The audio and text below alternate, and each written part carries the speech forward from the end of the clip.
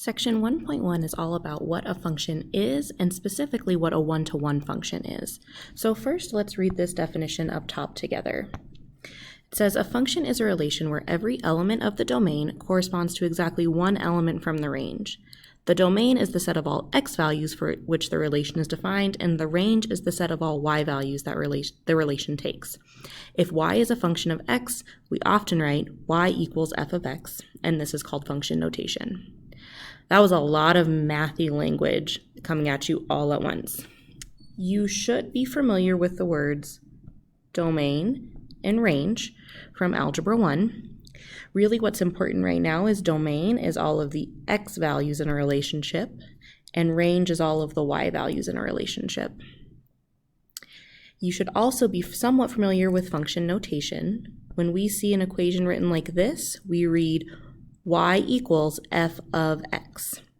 So when we ask if something is a function or not, we're asking, is y a function of x, or is y uniquely determined by x?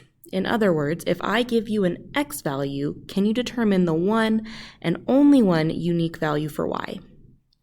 So let's get into some examples, and I think it'll make a little bit more sense because, again, a lot of this stuff up here is very mathy.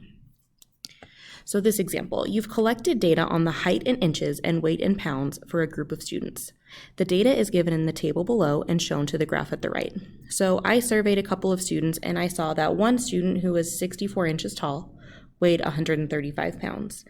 Someone who was 68 inches tall weighed 143 pounds, and so on down the list. So we can also take this data from the table and put it on a graph as data points. So again, here is my person who is 64 inches tall and weighs 135 pounds. We just had to estimate a little bit based on our scale. So when I ask, is a student's weight a function of their height, what I'm asking is, if I give you one height, are you able to tell me the exact weight of that student? So let's just think about this in the real world. If I told you that I was 65 inches tall, would you be able to tell me exactly how much I weighed? Probably not, right? So let's look at this on our table. For example, right here, this person is 67 inches tall and they weigh 159 pounds. This person is also 67 inches tall and they weigh 142 pounds. We see that also on our graph right here. This one x value of 67 inches gave us two totally different y values, which means that weight is not a function of height.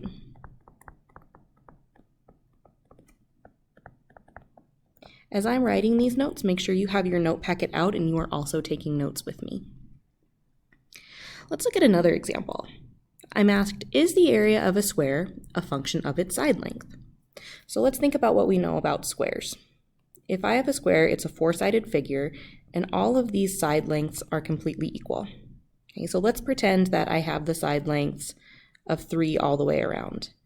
I would know that the area of that square is base times height, so 3 times 3 is 9.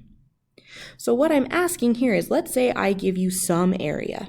If I give you some area, are you able to tell me the one and only side length that that square could possibly be?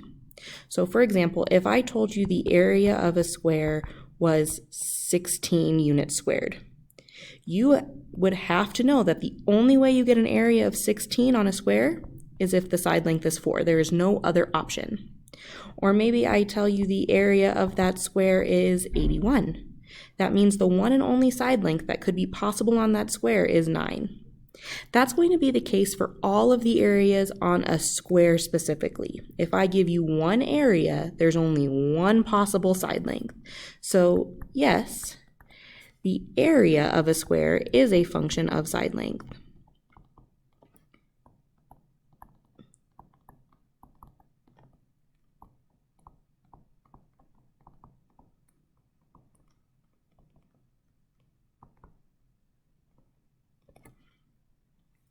The next question, or the next example, is a little different though. Is the area of a rectangle a function of its width? So let's think about a rectangle here. In a rectangle, We know that opposite sides are congruent, but that doesn't necessarily mean that all sides are congruent. So let's say I told you the area of this rectangle was 30 inches squared. We could think of possible combinations of numbers that we could multiply to get the number 30. For example, if this made-up rectangle has an area of 30 inches squared, we could have this side length as 10 inches and this side length as 3 inches. So when I'm asking if this is a function, I'm asking myself, are 10 and 3 the only two possible combinations ever that could give me 30? And the answer, of course, is no. We could draw another rectangle and pretend that maybe this side length is 6 and this side length is 5. So two different widths that give me the same area. So since it is not completely dependent on one another, we would say that no, area of a rectangle